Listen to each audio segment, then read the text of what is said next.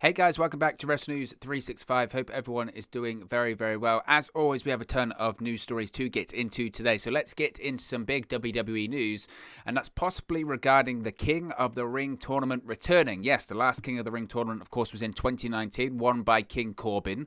He's worn the crown ever since. Frankly, they need to ditch that gimmick anyway, but there is new speculation on WWE possibly bringing back the King of the Ring tournament this year after comments made by the likes of WWE official Adam Pearce, Xavier Woods, and the current king himself, King Corbin.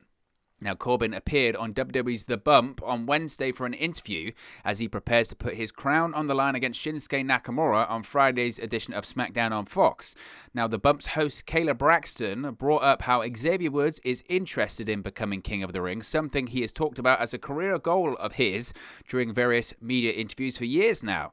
Now, Corbin was asked if this is the first time since becoming King of the Ring that he's felt real heat of being on the throne. This is what Corbin had to say, quote, "No, I think that everybody's kind of had their eye on it, just like people do with championship titles. They want an opportunity at that. They want a chance.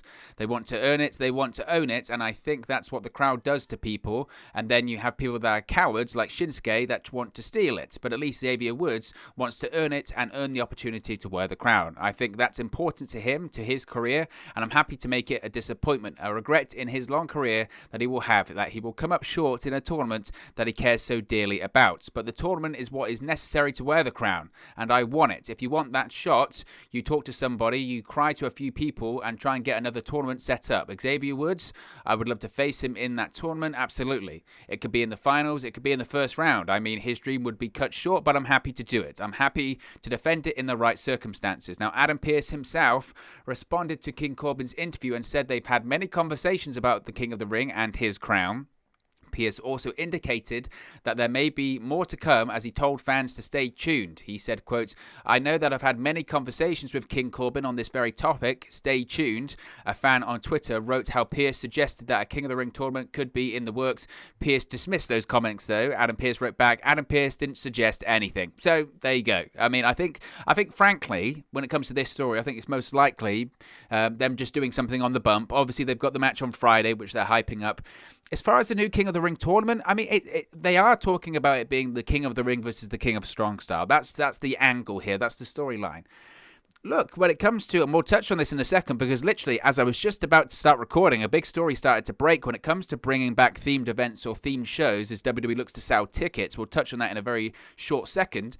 But I don't know if this is nearly the idea that WWE had as part of this storyline with Shinsuke Nakamura, with King Corbin. I think it's something they might pivot to, given the reaction of fans on social media. And Vince McMahon doesn't like tournaments. That's what Bruce Pritchard has said time and time again. He doesn't like tournaments. The issue is that every time they've done a King of the Ring tournament, and the same vein that they did it last time with King Corbin, it was very popular. Baron Corbin actually started to get over during the tournament by wrestling, by having great matches. The final, if you can believe it, was King Corbin versus Chad Gable. Doesn't that seem like a million years ago? But every time they've done it, the tournament aspect of it is always very fun. It's what they do afterwards. It's the aftercare of being the King of the Ring. That's the problem. No one has an issue with the King of the Ring tournament. I like the King of the Ring tournament. I wish they brought it back for a pay-per-view, but the idea that because you won this tournament, then you have to turn into a king. You have to wear the crown, you have to wear the cape, you have to carry the scepter, and you have to do that tired old gimmick that was tired in the Attitude Era. They stopped doing it in the Attitude Era for that very reason. Triple H, when he won the King of the Ring, started smashing the crown. Rumours suggested that he did it because he didn't want to wear it because the crown was stupid. The scepter was stupid. He was like, that gimmick's dumb. That was in 1997. And after that, they just stopped doing it. When they did do the King of the Ring tournament, you want a big trophy, right? That's what Kurt Angle had. I mean, he carried around the crown for a bit, but Edge, when he won it, just got a big trophy. Brock Lesnar, he's not carrying around a big crown and scepter or anything like that because it's stupid. They stopped doing it. The only reason they brought it back in terms of the whole I'm the king thing was because King Booker nailed it. He absolutely nailed it. But he's a rare instance. He's a Hall of Famer. Every time since then they've tried to do it, it hasn't worked. King Sheamus, King Barrett, King Corbin. It's tired, it's played out. But that doesn't mean the King of the Ring tournament doesn't work. The King of the Ring tournament is very good, very entertaining.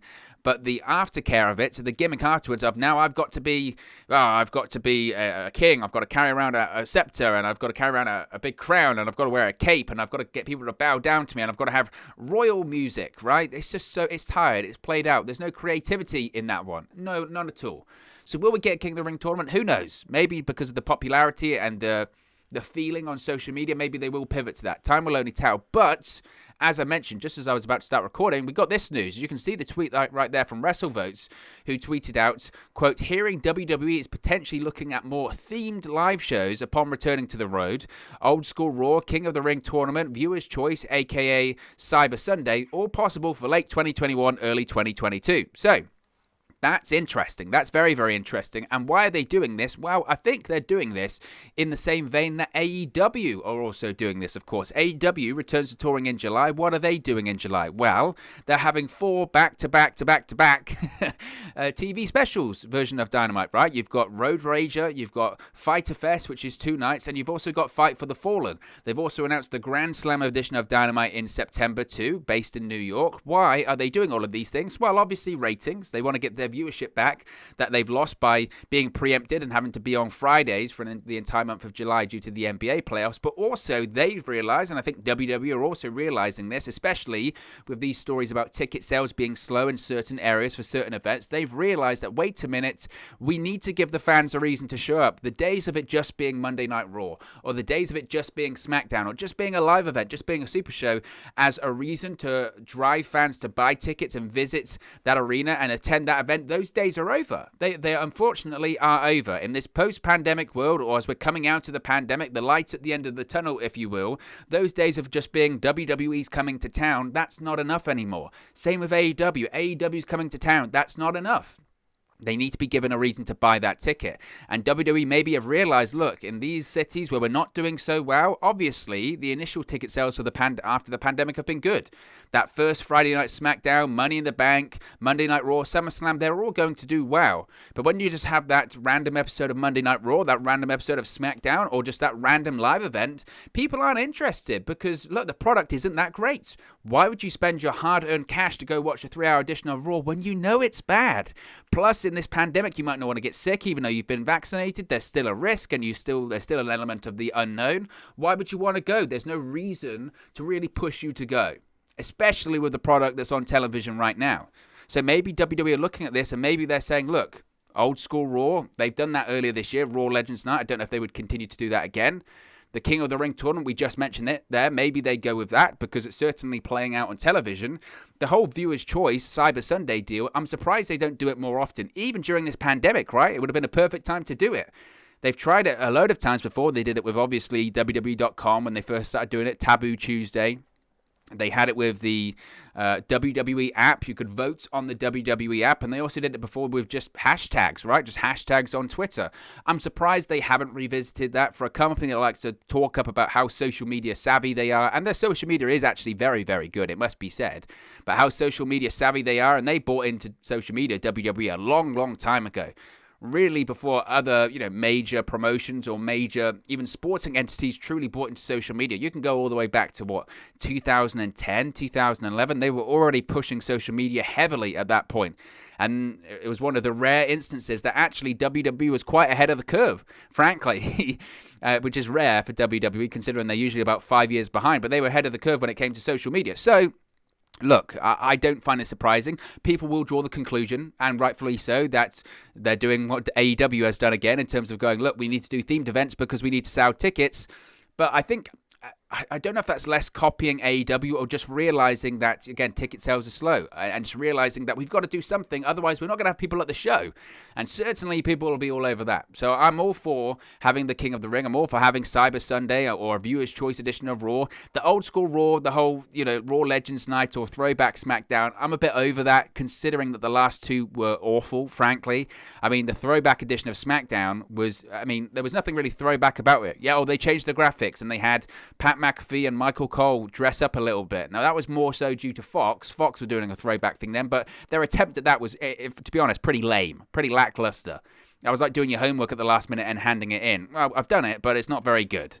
So if they're going to do it, they should actually go all out and do it. But will they do that? I don't know. But it's exciting. That's exciting. And I suppose it's a reason to buy a ticket, right? Why not? Now, Roman Reigns, Universal Champion, he's been rumored, hasn't he, about these big matches coming for him in the future, whether it's John Cena at SummerSlam, possibly The Rock at WrestleMania. Well, Roman Reigns, he's had a few things to say about both The Rock and Cena, and has told him to focus on their Hollywood careers and stay away from WWE. Now, in a recent interview with ESPN Sports Nation, Reigns was asked about the Ruben match against his aforementioned megastars. While speaking in character, Reigns said, quote, "Yeah, that," and he's talking about a match with The Rock, "is a dream for a lot of our fans, but it ain't a dream of his. You know what I mean?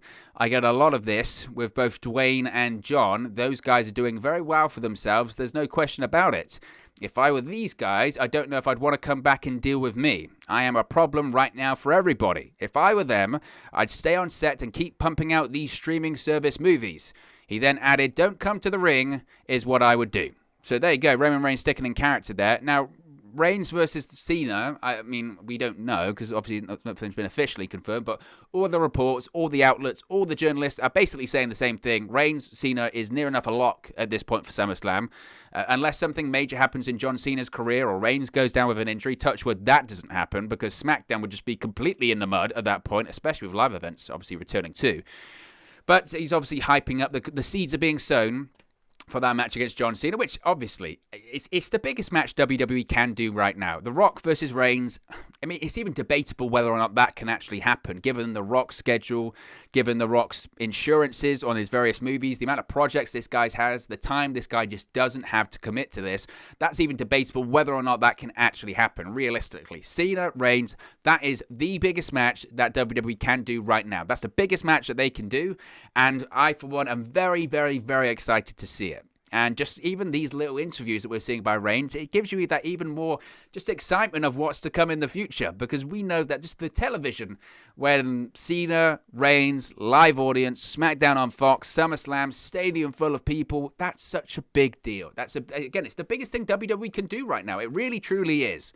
So I'm very excited to see that. Now, as far as Reigns versus The Rock, I obviously, I mean, you could argue which one is bigger. Maybe The Rock, just because of the name he is. He's the biggest action star in Hollywood, in the world, right? And obviously the family connection, all that kind of stuff. It would probably be The Rock's retirement match as well. It's probably bigger than Reigns versus Cena, arguably. WrestleMania as well, the name, the branding, everything that goes into that. Again, it's questionable whether or not truly it's possible. You do get the feeling, though, with The Rock and Reigns, it's either this year at WrestleMania or next year. That's it. Because even The Rock's The Rock and he still looks incredible, but the time is running out. The time is running out on it. So whether or not it happens, time will only tell, but it's very exciting. NXT obviously saw the return of Samoa Joe this week, and it saw some ratings increase as well, which I guess you'd hope was to be expected. Tuesday live edition of NXT on the USA Network drew 695,000 viewers on the USA Network. This is according to Nielsen via PW Torch. This is up 3.9% from last week's TakeOver Go Home show, which drew 669,000 viewers. Now, of course, it featured the fallout from Sunday's TakeOver In Your House event with a loaded lineup ahead of time, which included Io Shirai giving her return address to the fans, Tommaso Ciampa and Timothy Thatcher defeating the Grizzled Young Veterans in a Tornado Tag Team match main event, and William Regal's Change teaser, which of course led to the return of Samoa Joe, which had been pretty much leaked out at that point. Now, Tuesday's NXT show also drew a 0.19 rating in the key 18 to 49 demographic, which is even from last week's key demo. Now, this week's NXT viewership was down 6.8% from the same week in 2020, while the 18 to 49 demographic was down 5% from the same week in 2020. Of course, that 2020 episode went head-to-head with Dynamite as well, while this week's episode faced competition from the NBA Finals. So it went up, which is a positive, and maybe considering how good the show was this week, because it was very, very good this week. NXT was the best episode they have done, certainly since moving to Tuesdays, arguably one of the best shows that they've done since moving to the USA Network in general. It was that strong a show. Hopefully the real indication will be next week, considering the word will get out. NXT was great last week. People that didn't watch would have seen Samoa Joe's return on social media. They'll be like, well, I've got to watch it next week, all that kind of stuff. Time will only tell. I mean, 695,000, let's call it 700,000 live viewers. They'll be happy with that. But it's still. I mean, I don't want to criticize it because I do think there's promise there. For the first time in a long time, truly, I do think there's promise there with NXT that wasn't there previously because those shows were just boring. They were boring, and this past week wasn't boring. So time will tell next week. It's up, which is good, but I mean, 4%. You know, the demographic is still what it is as well, a 0.19. NXT has that old audience. They still don't have that young audience that Dynamite has. And again, the logic of we're on a different night to Dynamite at this point, the fans will come over. It's just proven not to be the case. The fans haven't come over. And look, the young demographic isn't still there, and the numbers are still pretty much what they were last year when they were in competition with Dynamite. What does that say? It just says that, again, different audiences. There's a different audience that watches AEW and a different audience that watches WWE, specifically NXT, and they're not interested. They are not interested in coming over, irrespective of if there's no other wrestling on that night. They'll watch something else, whether it's the NBA playoffs or whatever. So I think that's interesting, but maybe we see a bigger leap next week, knowing that Samoa Joe is going to be there ahead of time. That can be the hope, right? Speaking of NXT, we touched on this yesterday, but I did want to touch on it again, is these new Battery vignettes. Now, this week's NXT featured several teasers that fans have led to, speculated on another potential reveal. Now, WWE aired 3 brief graphics of what looks to be like a mobile phone battery charging. Now, the first graphic had the battery at 1%, the second went from 10 to 11%, and the final graphic went from 20 to 21%. Obviously, it's teasing something, and the Twitter tease of this just said charging, and it remains to be seen who this is. Now, there could potentially be a full battery at the July 6th NXT episode if they keep airing 3 graphics per episode in the next few weeks. Of course, July 6th is the date of the Great American Bash edition of NXT on the USA Network. Now, who is this person going to be? As I mentioned yesterday, there's lots of people are suggesting it could be. I think the main ones people are saying is Tegan Nox, who of course was out with a knee injury. She could be coming back. The other one is Roderick Strong, who resigned from NXT. The metaphor here, obviously, is whoever it is has been recharging their batteries, right? They are recharging their battery when it comes to being July 6th. Their battery is going to be full and they're ready to come back. I think that sounds a lot like Roderick Strong, but it could just be someone else. There's plenty of people at the Performance Center, so who's to say it's not a new signing or a new name we haven't seen yet? Could be anyone. So time will only tell. Drew McIntyre, of course, challenges for the WWE Championship this Sunday inside Hell in a Cell against Bobby Lashley. Now, a lot of people have been criticizing McIntyre, or more so criticizing WWE, but some of that criticism has gone across to McIntyre about all of his WWE Championship opportunities he's had. Of course, he lost the title back in Elimination Chamber in February, and since then he's had numerous title opportunities, whether it's at WrestleMania or WrestleMania Backlash, and he gets another one this coming Sunday at Hell in a Cell, which even in storyline they've begun to reference as being just odd. Well, speaking with Ryan Satin on the Out of Character podcast for Fox, the former WWE Champion clarified he appreciates beneficial feedback, but is hardened by petty criticism. He says, quote, "These days, because of my journey, all of the ups and downs, I'm so hardened to criticism. But I never worry if it's constructive criticism. I appreciate constructive criticism." While he is relatively new, of course, to the World Championship picture in the grand scheme of things, he had his first championship opportunity, WrestleMania last year when he won the WWE Championship. But the Scottish Warrior noted that he gets some fans' opinions, but puts things in perspective. He said, quote, "I appreciate some fans may be like, I'd like to see a new fresh face in the picture. Realistically, I have been fighting for the title or been champion for over a year now, which is a pretty significant amount of time. But I don't think anyone is saying, oh my goodness, Drew's not working as hard as he can to give us the best matches possible or do the best he can with every interview possible. I think it's more. I would like to see something different here, and I would like to see Drew do something different over here." Which I think is pretty bang on the criticism there. Both of McIntyre's combined 300 Dane reigns came inside, of course, crowdless arenas, and the former WWE champion failed to get his big win in front of fans at WrestleMania 37, but McIntyre reassured that his moment is coming.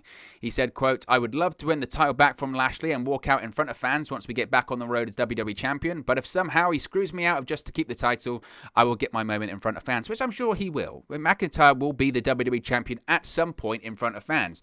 Ironically, just after being champion for pretty much a year when there was nobody in attendance, and he carried Raw, there's no doubt about it, he carried Raw, but now just isn't the time. Unfortunately, it's funny how these things work. And I think what McIntyre said there, I think is pretty much bang on the criticism. Nobody's criticizing Drew McIntyre for not having good matches. Nobody's criticizing Drew McIntyre for being boring. Nobody's criticizing Drew McIntyre for having bad interviews. I think that there might be an element of being boring, but again, that's not his fault. That's the creative. Again, WWE have an issue. They've had this issue for years at this point. They get a babyface, that's over. They get him over in the chase. He wins the title, and then they just don't know what to do with him. And even if they have him lose the title afterwards, they do all of the rematch, or 50-50 booking, and then eventually people just get sour on it. People don't like people being shoved down their throats. They didn't like it in the mid-2000s. They certainly don't like it now. We live in an age people don't like being told what to do. The last 18 months is obviously a lot of evidence of that. Despite fact or fiction, they don't like being told what to do. And sometimes they don't like being told, you got to like this guy. Rematch. Force it down the throat. People don't like that. And it comes to Drew McIntyre. Again, I don't think the crowd have turned on, say, McIntyre in terms of, oh, I don't like his character, or I don't like his matches. They just want to see something different. You know, the world in pro wrestling moves so quickly, especially nowadays with all of this flow of information that we have with social media. You just want to see something different. Drew McIntyre, you just don't want to see him in the title picture. Have him feud with Jinder Mahal. Have him feud with whoever. Have him just do something different, and then he can come back at SummerSlam. Put it this way, if he'd have lost to Bobby Lashley at WrestleMania, and then WrestleMania Backlash, Hell in a Cell, Lashley was facing other people, and McIntyre faced Jinder Mahal, or he faced The Miz and John Morrison, or he faced someone else, by the time SummerSlam rolls around, you could have done Lashley versus McIntyre, and it would have felt relatively fresh. I mean, it would have been a rematch at WrestleMania, but it still would have felt at least relatively fresh because you would have had the WrestleMania rematch at SummerSlam. Instead, we've seen it twice already. You know, we've seen it again. We saw it at WrestleMania Backlash. We're going to see it at Hell in a Cell. And again, by this point, fans are just tapping out, going, enough. We've seen it already. I'm tired of it. I want to see something different. I want to see Lashley do something different. I want to see McIntyre do something different. And it just screams WWE doesn't know what to do, and they don't have anyone else ready. They haven't got anyone else over enough. That's their own fault. And because of their own shortcomings in their bookings, McIntyre suffers. And the product. And that doesn't seem fair, does it? But that's WWE nowadays, unfortunately. Now, Jackson Riker, the most popular man in the world, obviously, on WWE television, according to WWE, why else would you turn him babyface? Well, he took to Twitter on Wednesday to announce he has plans on pursuing the United States Championship because he's so USA. He's so USA, right? He's a military veteran, supports the former president. USA first, Jackson Riker. Well, Jackson Riker tweeted today, or yesterday, quote, US champ sounds good. Now, Sheamus, of course, is the reigning United States champion. He didn't appear on this week's Monday Night Raw after recently undergoing surgery to repair his broken nose. However, the Celtic Warrior appeared wearing a face protector on last week's Raw to further his feud with Ricochet and Humberto Carrillo. Now, we don't know, of course, if Sheamus is going to be cleared to compete this coming weekend at Hell in a Cell. The fact that nothing's been announced probably says to me no. But Jackson Riker won a singles match against Elias this week on Raw, after Elias got himself intentionally counted out. There's been a report that Jackson Riker is going to be positioned as a babyface on Monday Night Raw, which is just crazy, isn't it? I mean, it's just, talk about a guy that wherever he goes now, he is going to get a polarizing reaction, wherever he goes. Doesn't matter if it's going to be in certain states or, you know, whatever side they lean to, this guy is going to get booed. So, WWE logic, turn him into a babyface, right? This guy can be a babyface. We can play on his military background. We can play on his years of service and make him the US champion. He might as well come out waving a flag. I'm sure he will probably at some point as well, because that's how WWE works, right? If you're from, you know, if you're from Nigeria or Russia or England, I mean, it's like in AEW as well. If you're from anywhere that isn't the United States, you're a heel. But if you're from the US, irrespective of if your co-workers don't like you or didn't like you for a period of time last year because of controversial stuff you tweeted, you're a babyface and crowds will cheer you. Can you imagine? But it's typical WWE, frankly. Someone that's, you know, is polarizing and people aren't really happy. They don't want to cheer. What should we do? Should we drop the angle? No, put the title on him. Put the title on him. That's the best thing to do. Time will tell about that one. Piper Niven, of course, made her debut this past week on Monday Night Raw, even though WWE didn't address her by name with Eva Marie. Now, it was noted previously, Mia Yim and other WWE superstars were calling out fans, I say fans, on social media for body shaming Piper Niven during her debut. Well, in an update, Niven herself reacted to the comments and said successful big people receive this criticism because they remind people of their own shortcomings, which is exactly, frankly, what I said yesterday. These are just very unhappy people that want other people to be unhappy too. But she also said she doesn't worry about the critics. Niven said, quote, the amount of people, this is what a fan said rather, the amount of people body shaming I've seen Piper Niven is atrocious. Nobody blames Kevin Owens, Samoa Joe, Otis, etc. because they don't have have the perfect body. She's a talented badass. Then your people get at us because our self-esteem sucks. Wonder why? Well, Niven responded, quote, successful big people are often met with this because we remind people of their own shortcomings. They want to believe that success is only for, quote, the perfect people. And that's why they didn't achieve their dreams, and we prove them wrong. Don't even worry about them. I don't. Now, obviously, I totally agree with her. Like I said yesterday, these are people that obviously something needs to be done with social media in general, not just, body shaming, but even in more serious stuff like just any form of harassment, cyberbullying, racist abuse, whatever. There needs to be some form, whether it's regulation, I don't know, where to open an account on social media, you have to go through, in the same vein, if you opened a bank account, you have to prove, your ID, you have to show your address, because if you were to do stuff like that and you can be easily traced, I don't think people would do it anymore, right? So maybe that's what they need to do. Piper Niven doesn't seem to be bothered by it. Good for her. Great opportunity for her. Irrespective of a bad name and not addressing her name on Raw, it's great to see her having an opportunity on the red brand, and I wish her all the success. Finally, an interesting story about the WWE and Vince McMahon being sued. Now, this is nothing new. WWE gets sued all the time, especially big companies and very wealthy people. They always do. But Vince McMahon, Stephanie McMahon, and Triple H, Paul Levesque, and other WWE directors are being sued with claims of selling more than $300 million worth of stock at inflated prices while keeping the public in the dark about the collapse of key Middle East broadcasting deals. Now, the lawsuit accuses WWE executives of telling investors in the company that the company was set to renew an agreement with the Orbit Showcase Network in Riyadh. OSN left sports broadcasting, which the lawsuit alleges WWE knew about. The lawsuit also alleges WWE misled investors about the chances of finding a replacement deal once OSN was out. McMahon sold 3.5 million shares worth more than $280 million, allegedly based on, quote, non-public information regarding the company's key contracts, business metrics, and financial prospects in the increasingly critical Middle East region. Other executives sold stock worth $30 million based on the same inside information. According to the complaint, the company's stock price fell from more than $62 a share to $44.5 or $44.50 when the truth emerged about WWE's rapidly deteriorating Middle East business finally emerged. The cause of action listed as, quote, breach of fiduciary duty, unjust enrichment, aiding and abetting, with the plaintiff seeking punitive and actual damages, costs and fees in relief. Certainly, a big story there. Now, multiple class action lawsuits have been filed against WWE over their business dealings with Saudi Arabia, with allegations of WWE making false and misleading claims when it comes to its relationship with the Saudi government.